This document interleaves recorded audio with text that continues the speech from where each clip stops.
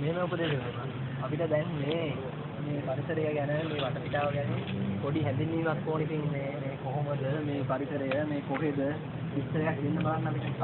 ඇත්තටම කියනවා නම් මේක මධ්‍යම පළාතේදී ලොකු සිද්ධාස්ථානයක්. මේක 1864 වලගම්පා රජු විසින් ප්‍රචලිත. වලගම්පා රජතුමා යුද්ධ කරලා සංගීත මේ තවත් ස්ථානයක්. ලංකාව පුරා තවත් මේ වගේ ස්ථාන බොහෝ රාශියක් පිළිලා තියෙනවා. ඒ කියන්නේ වලගම්පා රජුරෝ ඉස්සර මේක ඉඳලා තියෙනවා. ඔව්.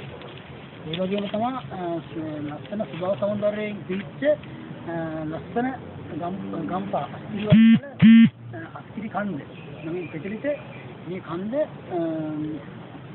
ගොඩාක් සෞන්දර්යමත් ස්වභාව සෞන්දර්යමත් ඇති ගොඩාක් ලස්සන තැනක්.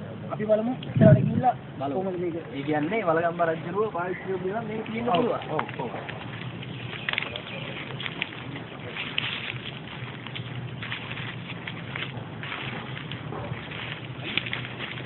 අඩු මේ බලපන් මේ වලගම්පා රජුරෝ පාවිච්චි කරපු දේවල්. සුපර් ස්ට්‍රෝං යා. ඔය ස්ටෝන් නේ මේ කෞතුකාගාර බඩු නේ. ඇයි මේ මෙහෙ දාන්නේ? ඇත්තටම කියනවා නම් මල්ලි මේ ගැන කතා කරොත් මේ බියර් ටින් එක. මේ බියර් ටින් එක මේ වගේ ස්වභාව සෞන්දර්යමත් එකකින් මෙච්චර නැත්තනකින් තමයි මේ වගේ දෙයක්. යම්මා කියන්නේ මේ මෙච්චර ලස්සන පරිසරයේ ගොඩාක් දූෂණය වෙනවා. ඉතින් ඉතින් මම මොකද්ද කියන්නේ ඉතින් මේක.